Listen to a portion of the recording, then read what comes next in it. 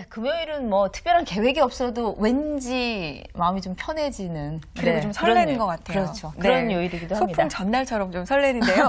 오늘 출판평론가에게 미남, 대표 미남 김성신 평론가 그리고 경향신문의 이윤정 기자와 함께하겠습니다. 안녕하세요. 네, 안녕하세요. 이윤정 기자 앞에 대표 미녀 빠진 이유 아시겠죠? 네, 알고 있습니다. 제가 좀 정확하게 꽂고 적용을 바로바로 해요. 아니 근데 정말 불이하게 오셨어요. 그러니까요. 길이 좀 막히던가요? 아니면은? 아, 제가 이사를 갔는데 아. 길을 잘 못 찾아가지고. 예. 이렇게 길을 모를 때 내비게이션 장착하고 계세요? 아, 그렇게 했는데 제가 굉장히 가까워진 줄 알고 아. 거리를 잘못 계산해서 오다 보니까 멀더라고요. 네. 제가 집이 홍제동으로 이사를 갔는데 꽤 또 여기 멀죠. 멀더라고요. 홍제동이면. 네.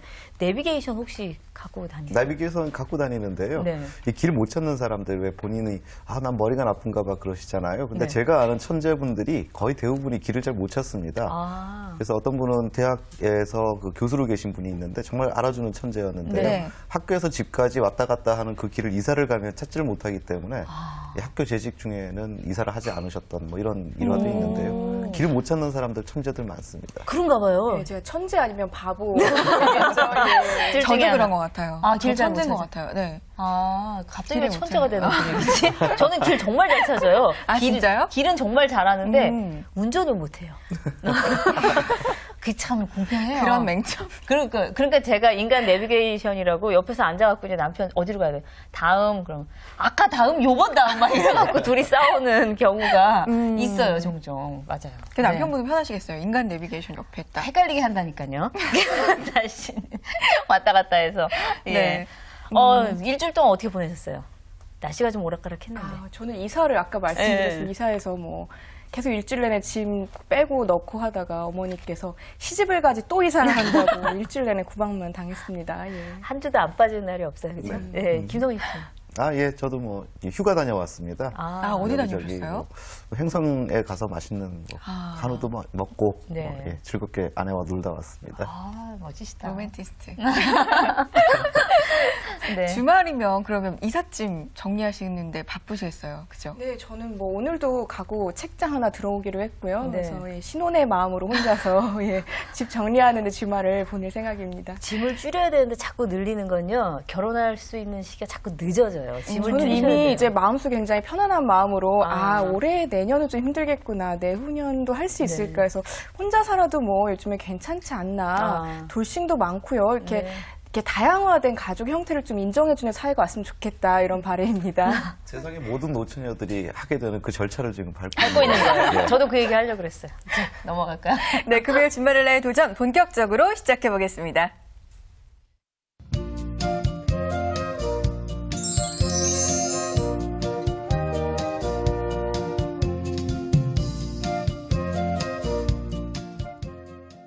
네, 책부터 읽어보겠습니다. 오늘 어떤 책인가요? 네. 시간 밖으로 달리다라는 제목의 소설입니다. 네. 이 휴가철 맞아서 이 부모님과 우리 그 학생들, 청소년들이 함께 읽고 같이 이야기도 해볼 수 있는 아주 흥미로운 그런 소설인데요. 네. 이 마거릿 피터슨 헤딕스라고요. 미국에서는 굉장히 유명한 그런 그 소설가가 쓴 책입니다. 네. 오랜만에 소설 가지고 오셨어요. 예, 네. 소설은. 이렇게 무더울 때는요, 이렇게 정말 더위를 좀 잊을 수 있게 만들어주는 그 소설이 네. 참 좋습니다. 네. 같이 한번 좀 시원한 실내에서 네. 이 독서 선매경 빠지시기에 가장 좋은 분야가 소설이기 때문에 골라왔습니다. 네, 정말 상상하면서 읽게 되잖아요. 네. 그래서 좀 빠져볼 수가 있는 것 같아요. 어떤 소설이에요? 이 13살 소녀가 제시라는 주인공이 나오는데요. 시간 여행하는 이야기를 담고 있는 소설인데 우리가 보통 어릴 때부터 시간 여행하는 그 소설은 많이 접해봤잖아요. 네. 그래서 뭐 또 타임머신 타고 왔다 갔다 하나보다 유치한 소설이겠거니라고 생각을 하시면 큰 오산이십니다. 이런 시간 여행은 충분히 현실적으로 가능할 것 같은 굉장히 리얼리티가 있는 그래요? 네. 그런 아주 독특한 시간 여행 이야기를 담고 있는 책입니다. 네. 궁금한데요? 네, 요즘 인터넷에서도 시간 여행자에 대한 근거 사진들이 막 올라오더라고요. 그렇죠. 예, 네. 전혀 그 시대에 어울리지 않을 법한 그러니까요. 이상한 물건을 들고 있거나 네네. 그런 사진들. 정말 그럴 것도 같아요. 가끔 그런 생각이 들기도 하고요. 그렇죠. 근데 사진 보니까 그럴 네. 수도 있겠다. 뭐 그렇죠. 이런 생각 들더라고요. 예, 네. 이 책인데 그 흥미로운 측면들만 부각되는 것이 아니고요. 네. 실제로 그 미국에서는 에드가 알란 포우 상을 받기도 했고요. 또 미국 도서관 협회 추천 도서로 선정되기도 하고 이렇게 작품성도 보장이 인정을 된. 받았네. 예, 그래서 온 가족들이 함께 정말 읽어보시기에 적합한 그런 책이 아닐까 싶습니다. 특히 청소년들이 좀 관심을 그렇죠. 많이 갖지 않을까 싶은데 내용이 어떻게 궁금한데요? 되죠? 예, 이 작품 워낙 흥미진진한 내용이라 이 소설 내용 뭐 전체를 다 알려드리면 좀 스포일러가 될 텐데 네네. 그 앞에 전개되는 부분 아주 네네. 흥미로운 부분만 먼저 말씀을 드릴게요. 네. 네. 1840년이 배경입니다. 그러니까 지금으로부터 한 150년, 160년 전에 네. 이제 미국이 배경인데요. 네. 숲으로 둘러싸인 너무 아름답고 작은 마을이 있습니다. 글리스턴이라는 마을이 있는데, 클리프턴이라는 마을이 있는데요. 언제나 평화롭고 또 건강한 사람들이 행복하게 살고 있고요. 그 안에서 아이들도 또한 굉장히 안온함을 느끼면서 네. 훌륭하게 잘 자라는 그런 마을입니다. 근데 그런 어느 날, 근데 그곳에서 제시라는 소녀도 역시 13살 소녀인데 잘 자라고 있죠. 네. 근데 그러던 어느 날 불행이 닥칩니다. 이 클리프턴이라는 마을에 전염병이 돌기 시작하면서 네. 아이들이 하나둘씩 쓰러지기 시작합니다. 네. 그래서 언제 누가 어떻게 죽을지 모르고 대책도 없는 그런 상황이 벌어지는데요. 그때 엄마가 제시를 불러서 정말 놀랄만한 이야기를 들려줍니다. 이 클리프턴이라는 마을이 자신들은 전부 다 1840년이라고 네. 알고 살아가고 있는데 사실은 역사 보호 구역이라는 것으로 누군가에 의해서 설정이 돼서 그러니까 예전에 그 영화 트루먼 쇼라는 영화 예, 기억나시죠? 예, 예. 마치 그것처럼 아. 그 마을에 있는 사람들은 1840년을 살고 있지만 사실은 그 세기가 이미 1990년대, 20세기를 살고 있었던 거죠. 그래서 156년의 시간 격차를 갖고 살았던 겁니다. 네. 그래서 지금 이 아이들과 이 마을 사람들을 지키기 위해서는 이 마을 밖에, 그러니까 20세기의 사람들의 도움을 받을 수밖에 없다라는 이야기들을 전해줍니다. 그래서 제시가 그야말로 이 위협을 이제 네. 느끼면서도 이 마을을 벗어나서 네. 20세기 사람들에게 도움을 청하고 그 안에서 시시각각 여러 가지 위험들이 네. 이제 제시에게 오고 그 모험을 겪어나가는 그런 내용들로 되어 있습니다. 네. 판타지 어드벤처 뭐 이런 소설인데요. 충분히 네. 가능하죠. 기대 예. 없이도 그렇게 알고 살았다라면 예. 그 제시 입장에서는 그럴 수 있을 것 같아요. 시간 여행이 되는 것이죠. 그래서 제목이 시간 네. 밖으로 그러니까요. 나가군요. 이 자연 보호 구역 뭐 이런 건 들어봤어도 시간이 멈춰져 네. 있는. 네. 네. 지금 이 시기도 맞을까요? 갑자기 2011년이 왜 이래요? 맞을까? 뭐 이런 생각이. 갑자기 그런 생각이 네. 근데 이 시공간을 뛰어넘는 이런 설정이 간단한 설정 하나 가지고서도 우리가 제시라는 주인공에게 네. 투영이 됐을 때는 정말 신기한 관점에서 20세기가 보인다라는 것이죠. 네. 이 소설이 갖고 있는 어떤 장점이고 미덕이라고 할 수 있는데 어쨌든 갑자기 156년이라는 시간을 탁 마을 밖으로 나오면서부터 뛰어넘어 들어온 이 제시라는 소녀가 네. 거대한 음모와 감당하기 힘든 이런 여러 가지 일들을 넘어가기 시작하는데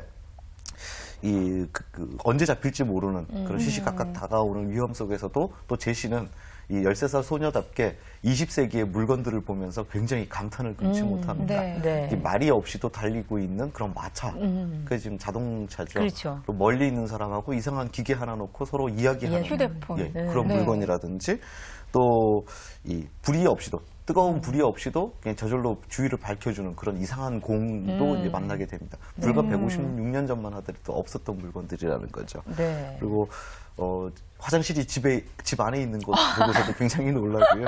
네. 그리고 이렇게 착 쳐다보면 실제를 보고 있는 듯한 그런 그림을 보고서도 굉장히 제시가 놀라는 이런 모습을 보면서 독자들은 제시가 주인공이니까 그 눈을 통해서 보게 되잖아요. 지금 우리가 누리고 있는 것들이 도대체 어떠한 것들인지를 네. 좀 객관적으로 바라보게 네. 그럴 되는 것 이런 같아요. 효과를 얻게 됩니다. 네. 일반적으로 우리가 그 시간 여행하는 이야기나 소설에서 느낄 수 있는 재미가 바로 그런 것들이잖아요. 네. 내가 과거로 돌아갔을 때 나만 가지고 있는 어떤 힘이라든가 네. 이런 게 느껴져서 이것을 좀 전횡을 할 수 있는. 근데 어떻게 보면 그 이제 역으로 해갖고 그 안에서 과거에서 온 거죠. 고립되는 나 자신의 모습 같은 것. 예. 그렇죠. 그러니까 시간을 뛰어넘음으로 해서 만들어지는, 그러니까 지금 우리가 이 내용을 읽는 우리들에게 주는 어떤 분명한 메시지 같은 것을 만들어내거든요. 네. 그래서 이 작품이 굉장히 좋은 작품이 아닐까, 흥미를 뛰어넘는 교훈까지도 주는 그런 네. 소설이라고 할 수 있는데, 가령 제시의 눈에는 이렇게 좋고 신기한 것들만 보이는 것이 아닙니다. 가령 뭐 농약이라든지 제초제 이런 것들이 막 뿌려지는 그런 네. 어떤 현장을 보면서도 굉장히 가슴 아파하기도 하고요. 또 집을 짓기 위해서 마치 이렇게 종이처럼 이렇게 그 잘려나간 그런 어떤 숲, 뭐 불타고 있는 네. 숲이라든지 또 성냥갑처럼 똑같아 보여서 도저히 구분이 가지 않는 똑같은 집에 살고 있는 사람들을 또 좀 안타깝게 바라보기도 합니다. 네. 그래서 이렇게 그 156년의 시간을 건너뛰어서 여러 가지를 이질감을 느끼는 제시라는 주인공을 통해서 과연 오늘날 우리가 누리고 있는 것들이 과연 우리의 행복이라든지 뭐 우리의 어떤 진정 인간적인 가치라든지 이런 것들을 위해서 과연 얼마나 필요한 것들인지를 다시 한번 생각해보고 성찰하게 만드는 바로 이런 어떤 메시지를 네. 우리에게 전달을 해주고 있는 것 같습니다. 네.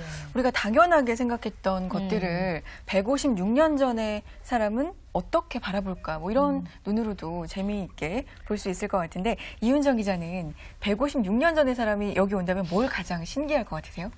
글쎄요, 아무래도 뭐 컴퓨터라는 게 생겼잖아요. 그래서 네. 그걸 굉장히 신기하지 않을까. 거기로 모든 정보가 다 있다는 것도 굉장히 신기하고 이 세계가 다 이런 그러니까 인터넷 하나로 네. 연결돼 있다는 것 자체도 매우 신기할 것 같습니다. 그 자체를 이해를 잘 못할 그쵸. 것 같아요. 그럴 것 오면 같아요, 저도. 일단 예. 그런데 사실은 이제 아까도 말씀해 주셨지만 너무나 당연하다고 생각하면서 이렇게 흘러왔지만 예전에 물을 살 거라는 건 상상도 못하고 저는 가끔가다 그런 생각이 좀 들거든요. 물을 마실 때마다 이 물을 사서 먹을 거라고 과연 예전에 누가 생각을 했을까? 뭐 당연히 저기는 사람하고 저기는 사람하고 전화를 하는 거 상상해본 일은 정말 없었을 텐데 네. 근데 문제는 오늘 아침 뉴스에도 잠깐 나오더라고요. 북극해가 자꾸 녹아가고 있어서 그래요.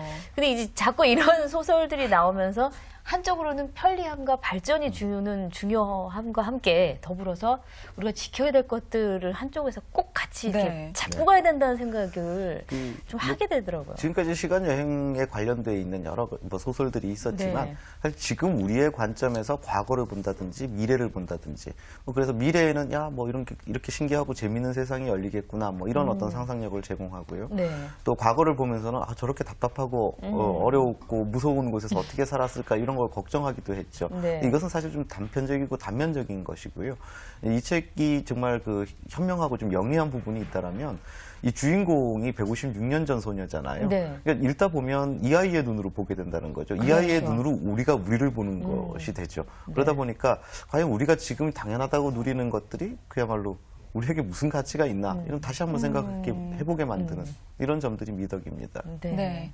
그리고 156년 전에 성인이 아니고 소녀이기 때문에 오히려 더 좀 네. 그대로 있는 그대로 네. 그렇죠. 보는 게 아닐까 생각이 드는데 작가가 이 책을 통해서 정말 주려고 하는 메시지 좀 정리해 주세요.